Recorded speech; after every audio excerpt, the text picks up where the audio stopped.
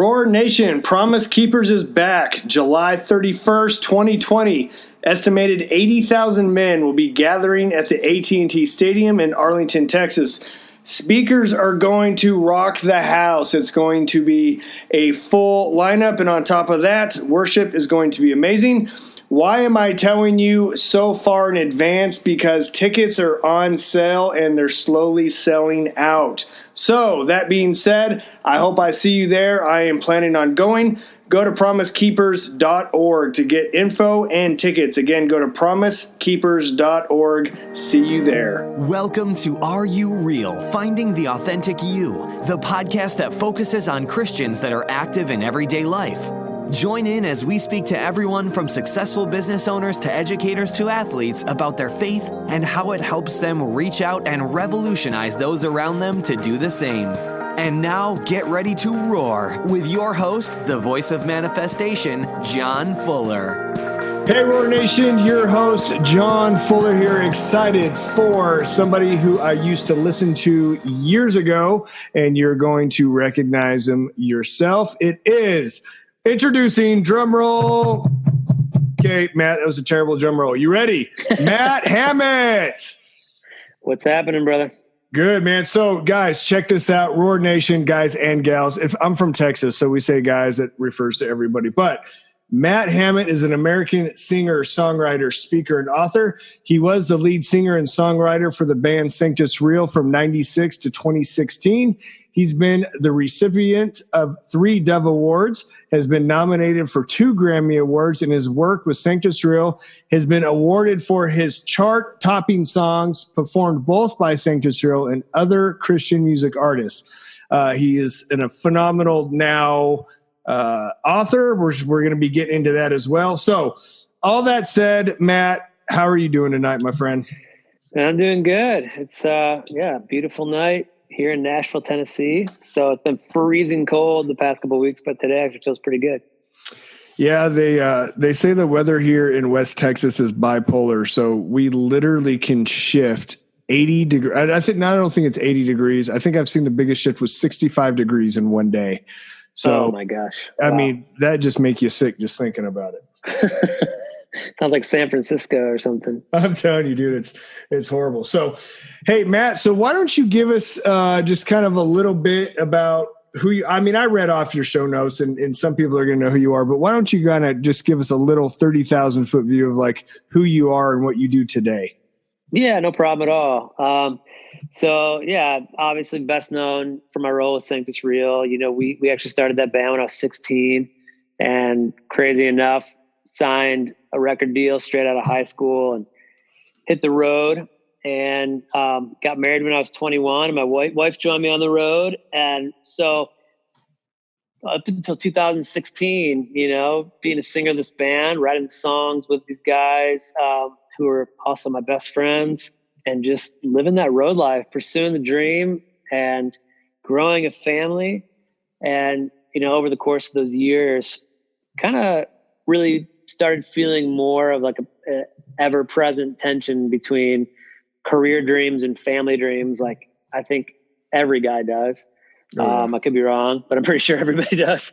And so it finally caused me to really just have to ask myself, you know, how I was being accountable for the way I was using my gifts and the way that I was working. And there was no balance there. So I actually stepped away from the band to pursue my family and try to grow, you know, with my kids, my wife, and kind of try to reclaim some of the things that I was missing just being on the road all those years and so many days away from home.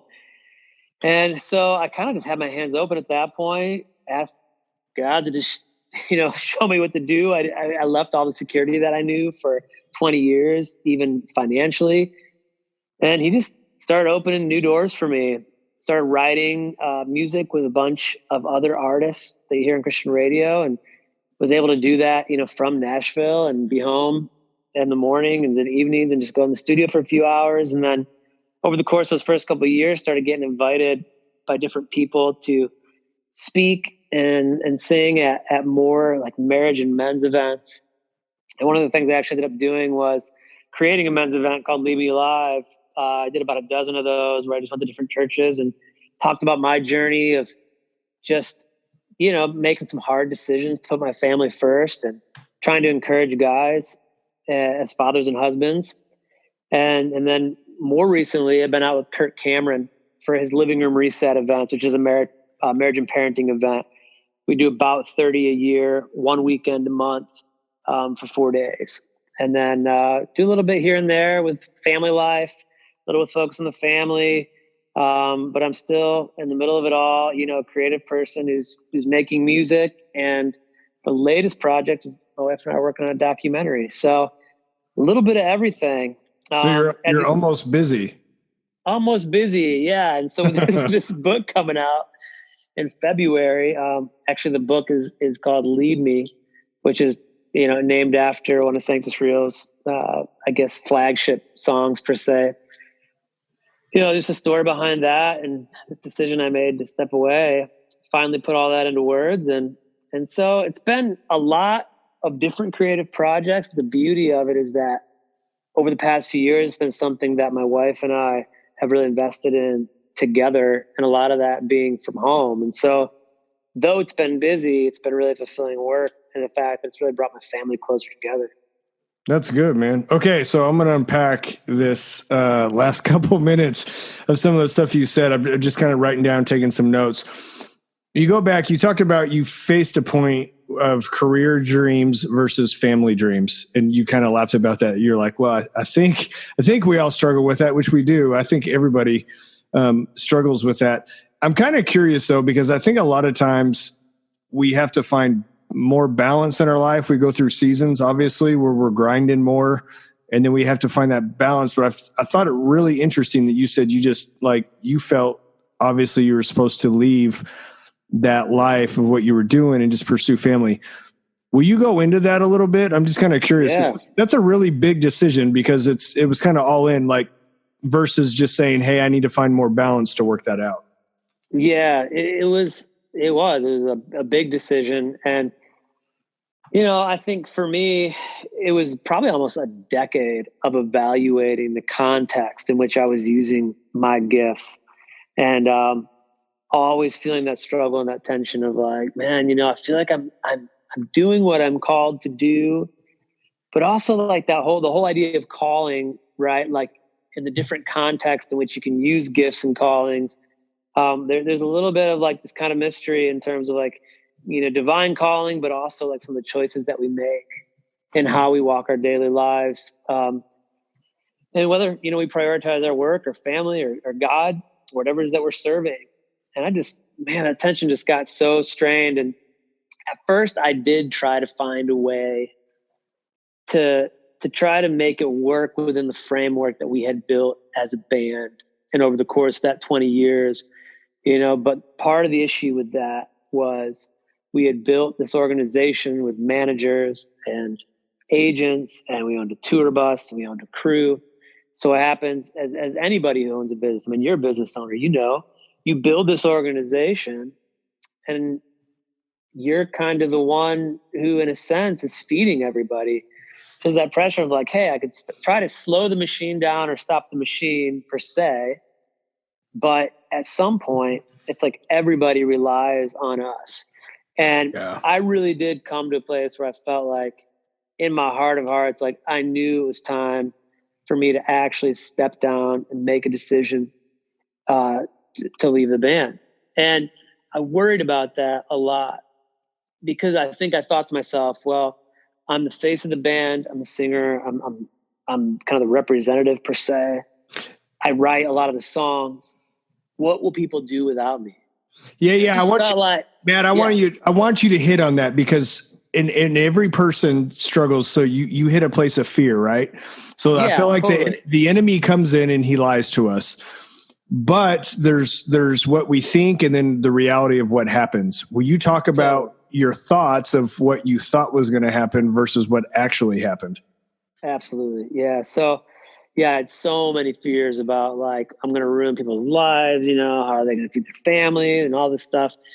And at some point I just felt God kind of speak to my heart and put me in check. And then what I heard him say in my heart, like it wasn't audible, but like I could clearly hear his voice in my spirit saying to me, do you think you're the only child that I love? And I was just like, whoa, like it floored me, because I realized, like, who am I to think the whole world revolves around me? And if this, beloved child of God walks away, that I'm the only one who's going to be taken care of? No, like God's got his kids. He's put this thing in my heart. He's called me to do something, and faith, that God's got it. And he loves all of his kids equal. He's going to take care of all of this. It takes the pressure off me and allows me to walk out, what I'm meant to be living and doing. And then on top of it, the funny thing about that fear of like, what are people going to do without me? The reality of that is, if I'm called to something else, that means God's calling the others to something else. And I'm only holding them back in my fear by not making that decision. Good. That's good, man. You know, I'd like to say is I'm God's favorite, and so are you. Yeah. I love it. So I want to back up a little bit, because we talk a lot on our show about like pursuing purpose and passion. And I want you to hit a little bit just of a backstory. We're like rolling backwards in our interview, but I want you to talk a little bit about pursuing that at 16 and just kind of how you felt called to do that. And I think it's easier at 16 because you got good parents or whatever. You're just like, yeah, I'm going to do it, because you don't have family and all that stuff yet. But I'd like you to talk a little bit about that, just kind of pursuing that and just going for it. Yeah. I think you're right. It's a little easier when you're 16 and you see something working. To kind of just stay on that train. Probably hard, easier than if you're, needing a little more security later on and you're trying to figure it out. So I do really know, I try to take for granted the fact that what I was passionate about, which was writing songs and making music that expressed the heart of real life and real faith, kind of where they collide. That was always my passion. Like, just to communicate things about faith in really real ways that hopefully could build other people up in their faith. And I think we always knew too that we wanted to be in Christian music.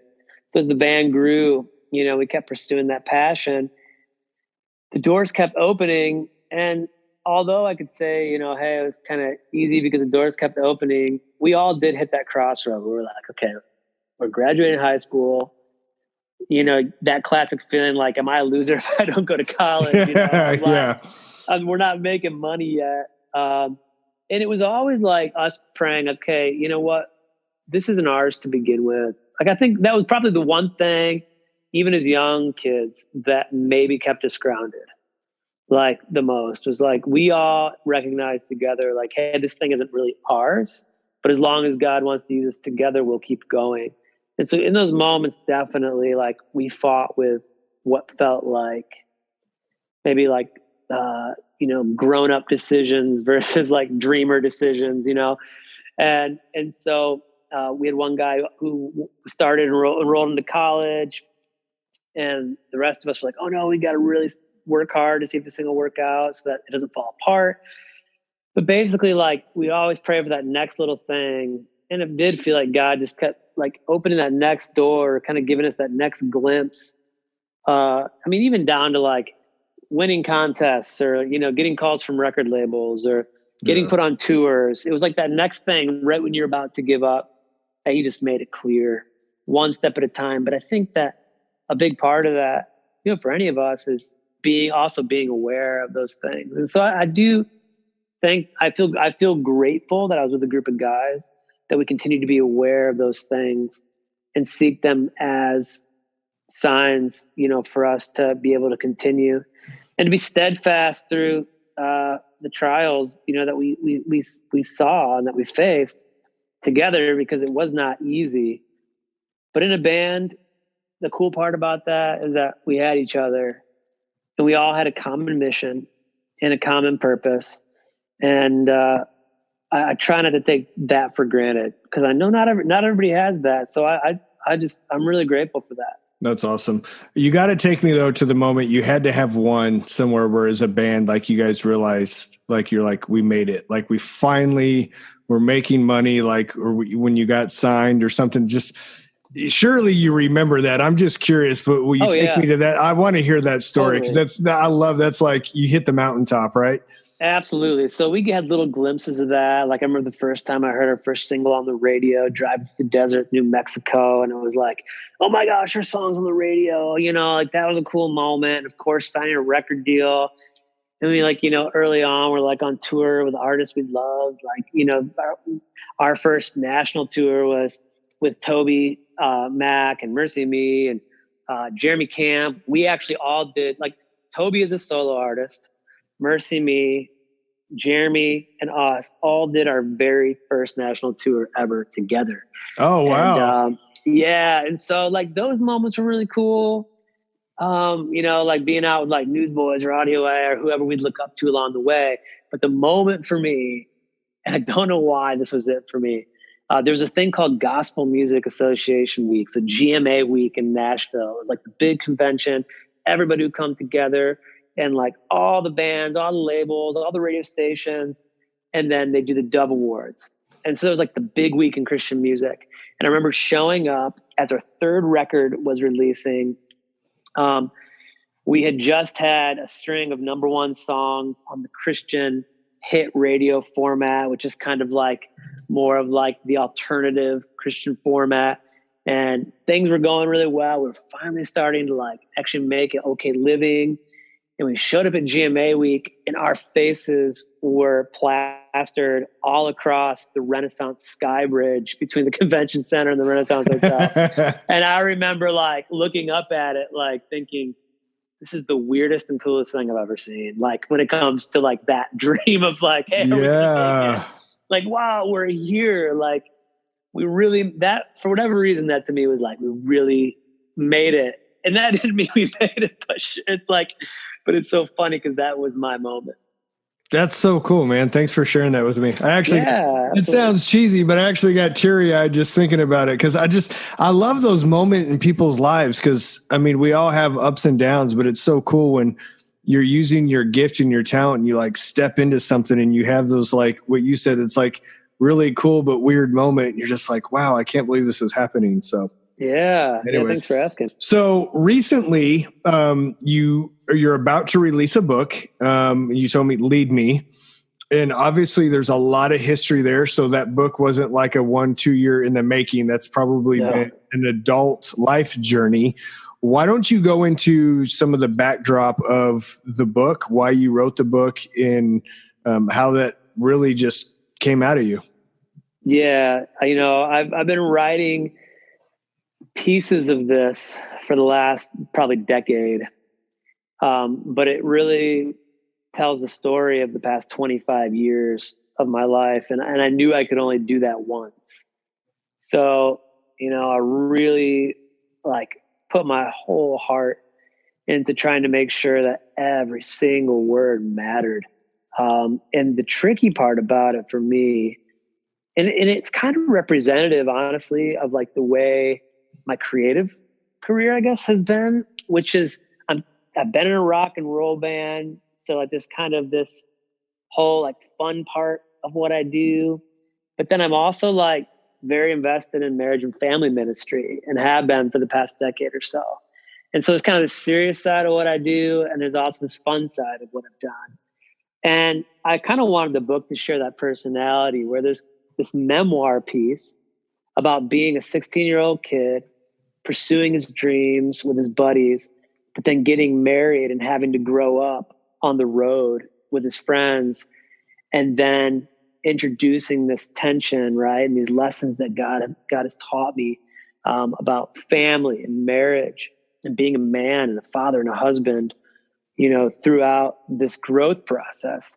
But then also in the midst of the memoir, very intentionally crafting in this teaching voice that I love to use too, because, you know, I love to speak at conferences. I love to write, you know, articles on faith and family, manhood and all that. And I love to speak in that way as well. So it was kind of neat to be able to craft those two things together very intentionally, which I think gives the, reader really like, hopefully, a fun journey through my life and through history, but also a very vulnerable look at like the struggles and difficulties of road life, the struggles and difficulties of marriage and fatherhood. But then at the same time presents the lessons that I've learned, hopefully in a way that people can really practically grab and take into heart for their own lives. So that's really, if I could best describe it, probably how I would sum up the book. Okay. So I'm glad you mentioned something, which is a great segue into my next question, is I always call it like it couldn't be worse than this moment, or like when Moses is standing at the Red Sea thinking, okay, God, either you need to split waters or what's behind us is going to kill us.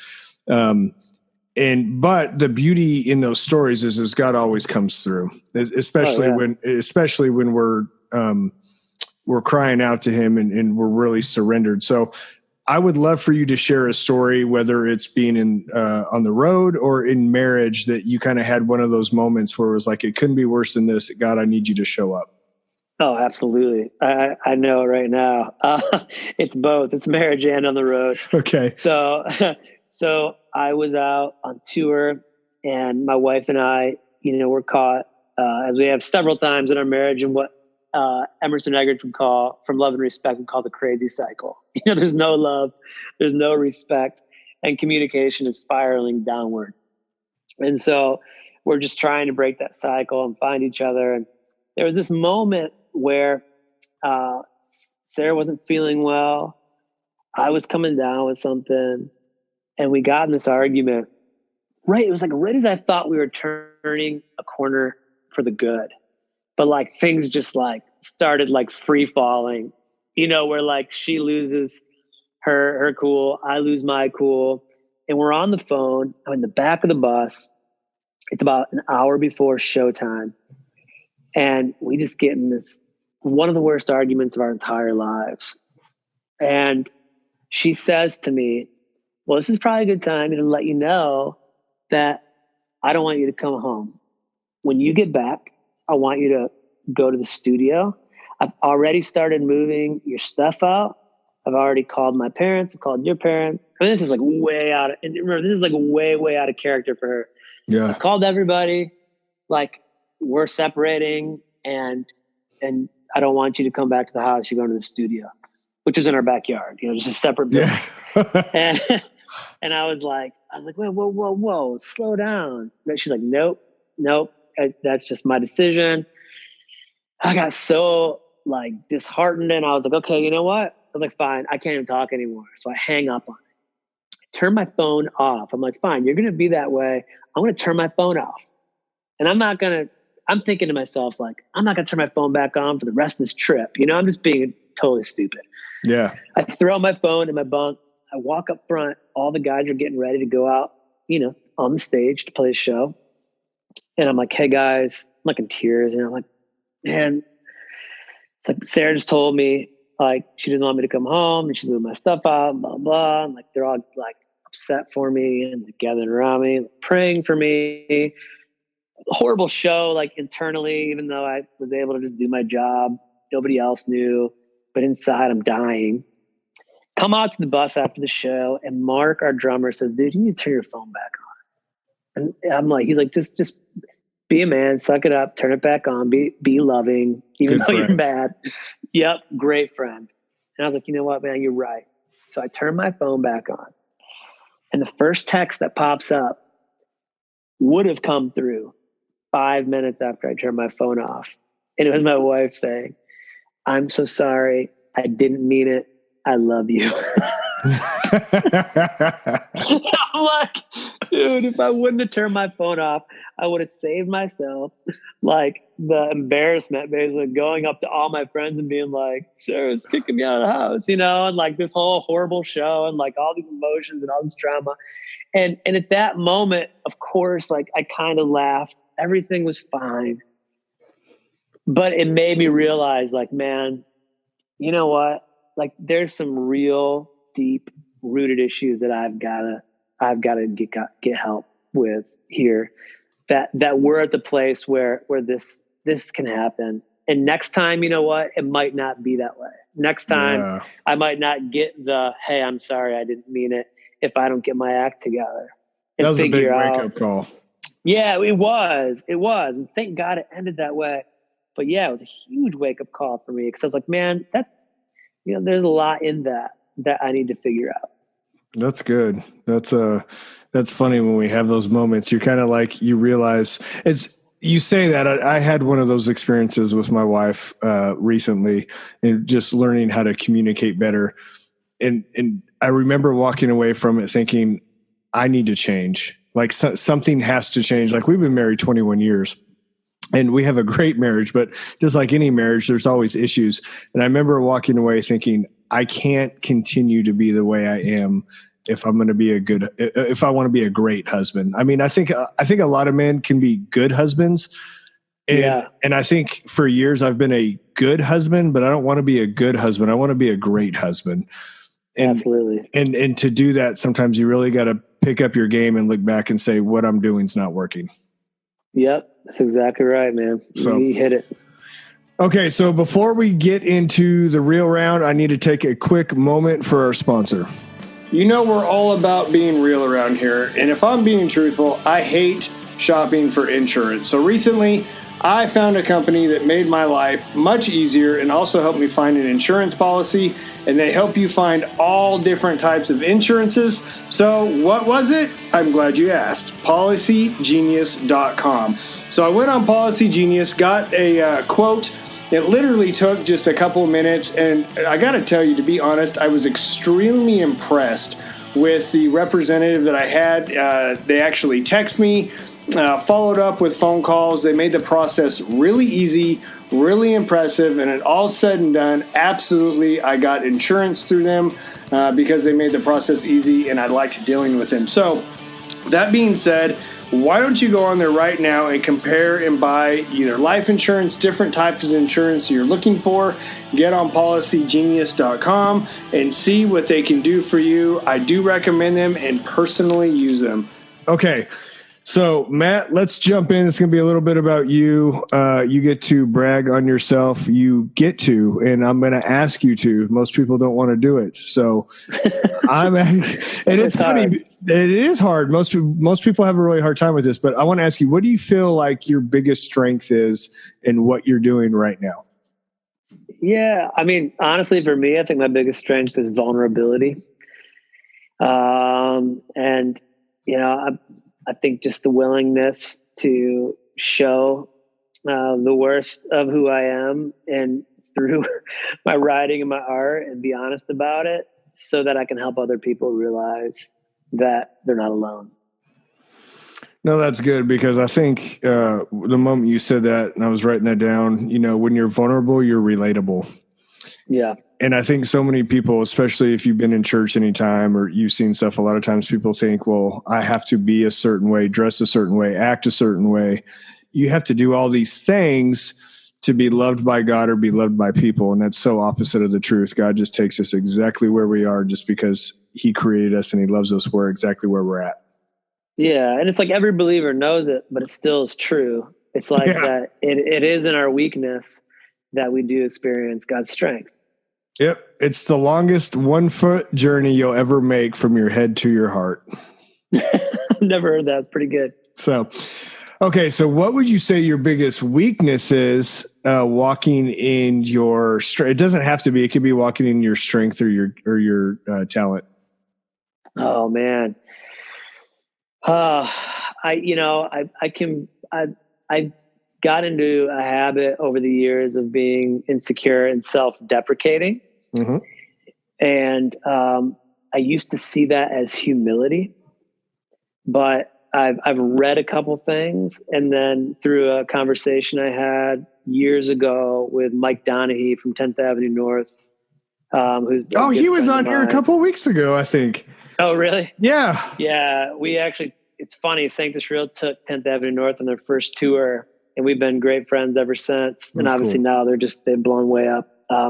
But Mike told me one time, he's like, kind of revealed to me that's a false humility, because, some people say, oh, hey, I'm so great. And in saying I'm so great, they make it all about me.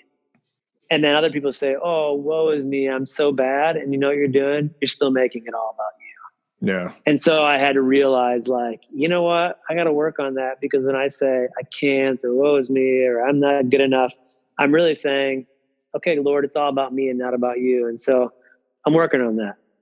What's funny is I went through that for a lot of years. And this last couple of years, I went through some conferences and different things I'd love to turn you on to. But, one of the things I realized is I thought if the Holy Spirit lives inside of me, the God of the universe, the creator of all things, of music and the earth and the planets, I was like, I'm pretty freaking amazing. And the reason, you know what? That's so true. And it's true. And I don't mean that prideful. I'm like, I'm amazing because here's the humility, because God lives in me. It's not because of me. It's because of who God is in me. And then also when you go back to scripture in Genesis, it says that I'm made in his image. Well, He doesn't suck. You know what I'm saying? I'm like, I'm just being logical about this. Yeah.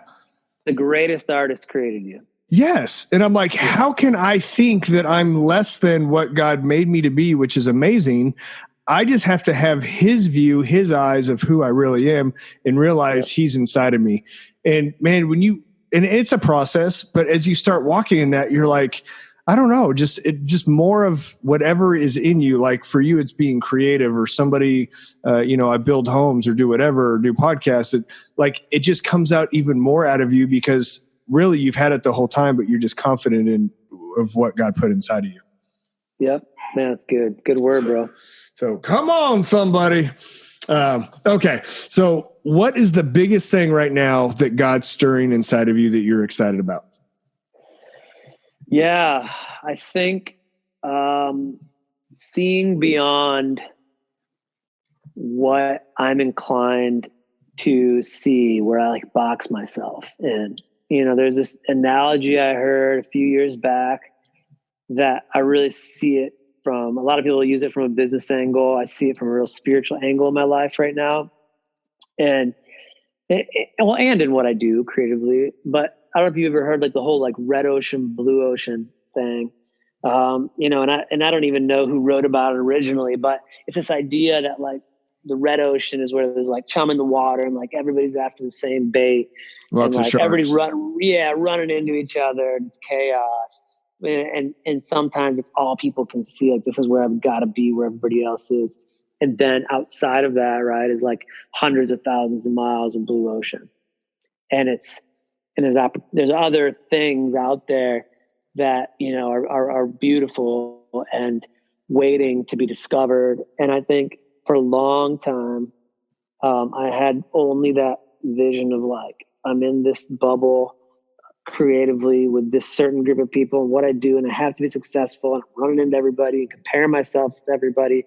And, I can't be as successful as this guy or that guy. And you know how it is.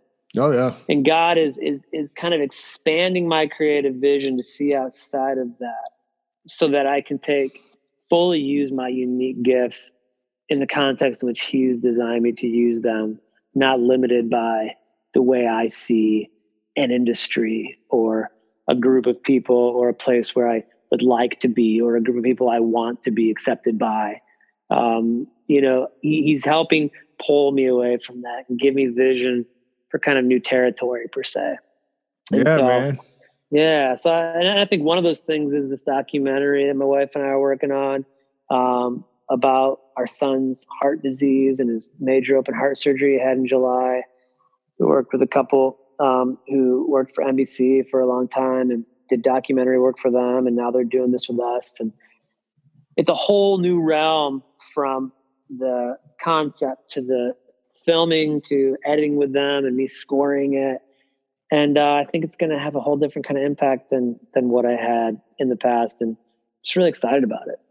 Man, I'm excited for you. That's really good. Thank you. I got a word for you on that after the show, towards the end.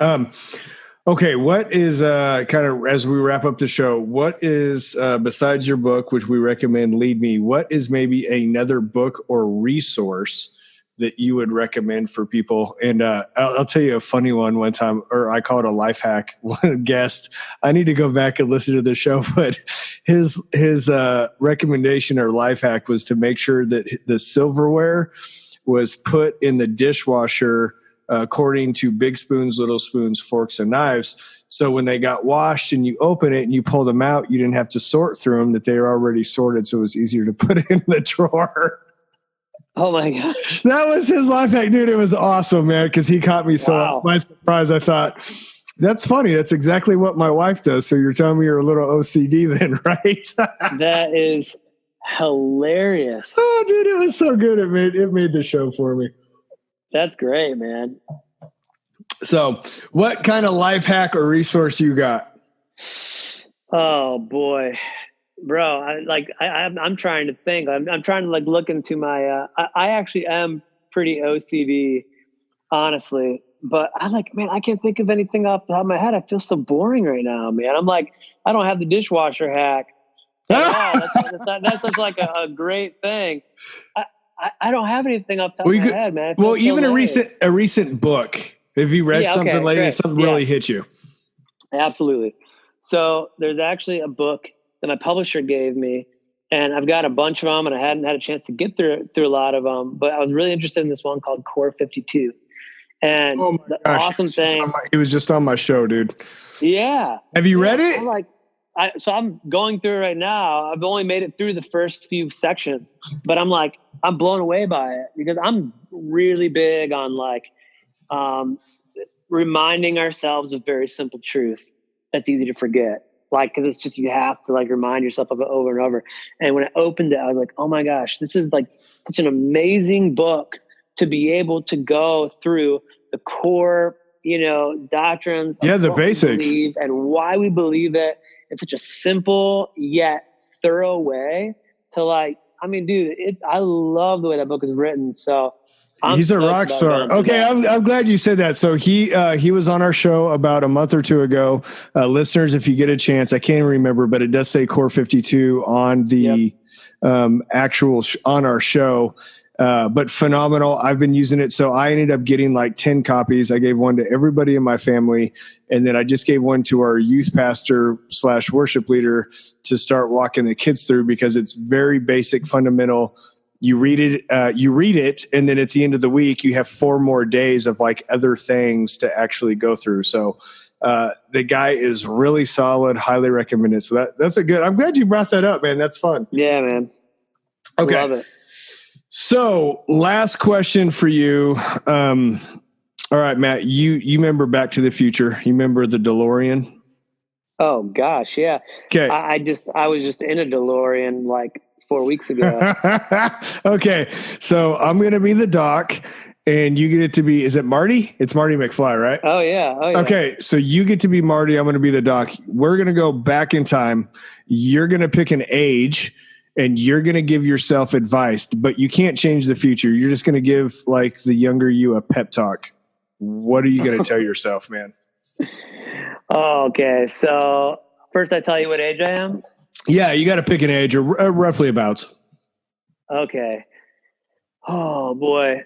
I'm going to say I am 24 years old. Okay. And I'm going to tell myself, don't be so hard on yourself. Don't think you have to be perfect. Other people will never love you for who you are with all your flaws and all your faults, but God does. And don't doubt it, that he wants you to come as you are, not as you want to be. And that by learning to accept and love yourself, you'll be able to accept and love others. So that's what I wish I could tell myself when I was 24. That's good, man. Don't be hard on yourself. There's so much truth. I think we beat ourselves up so much, especially in that age in our 20s, trying to prove ourselves. And you just don't have to, man. You just step into it and it just works itself out. Yep, that's right, man. Okay, so last parting thoughts. Where do we find you if we want to have you come speak in an event? Anything like that, check out your writing, anything that you're doing. How do we find you? Where do we check you out at? Yep. So, matthammitt.com. Super easy way to kind of get access to everything I'm doing. I've got everything laid out really in a simple format, from, my online content to my books and my music. Just one click away right there. And then also on social media, very simple again, just at Matt Hammit on Instagram, Twitter, and Facebook. Come on now. All right. So you get the last word before I wrap up the show. You want to say anything to our guests? Oh, man. I know. I put you on the spot a bunch, dude. I'm sorry, bro. I was ready for that. No, it's I know. okay. It's terrible. Hey, you know what? You're loved. And I just want to say, I think probably your audience is probably, I don't know. Is it mostly a faith-based audience? Yeah, it's all Christian listeners. It sure is. Yeah. I figured, but yeah, man.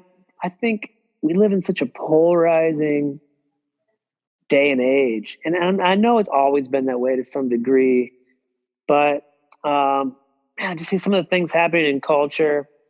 I see increasing pressure for people who are Christian or conservative to to kind of just cave and have to believe that we can't believe what we believe and still love people well.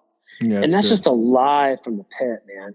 Like, we can hold firmly to our beliefs and still love our neighbor, whoever they are, with excellence. And so that's what I want to say. I'm writing that down, dude. Love with excellence. I dig it. All right. Yeah, man. Okay, Matt, hold on just a second. Hey, I really appreciate you coming on. Really enjoyed talking to you, and just you too, man. Thank you. So it's been fun. So hold on just a second. Roar Nation, you are loved. And also on top of that, I love what Matt said, love with excellence, because we don't have to have the same political viewpoint. We don't have to like the same colors and books, and we can disagree on stuff, and we don't even have to like anything the same, but we can love each other and just be civil with each other. And I don't know, man, just get along. It's been really big on my heart lately. So I love that he brought that up. So please check out Matt's book, Lead Me, that's coming out in the future. Get on his website, follow him, see the things that he's doing, especially if you're married with kids or something like that, or just needing some faith-based curriculum to spark a fire under your butt. So anyways, that being said, thank you guys for tuning in. Please share this podcast with somebody. Get the word out what we're doing. And remember, be real, be authentic, and be you. God bless. That's all for this episode of Are You Real? Finding the Authentic You. Be sure to go to areyoureal.org for your free questionnaire to identify your gifts and talents and how you can use them to help people become leaders and catapult them into their destiny to help others become the leaders of tomorrow. We appreciate you spending your time with us and look forward to helping you reach out and revolutionize next time on Are You Real? Finding the Authentic You.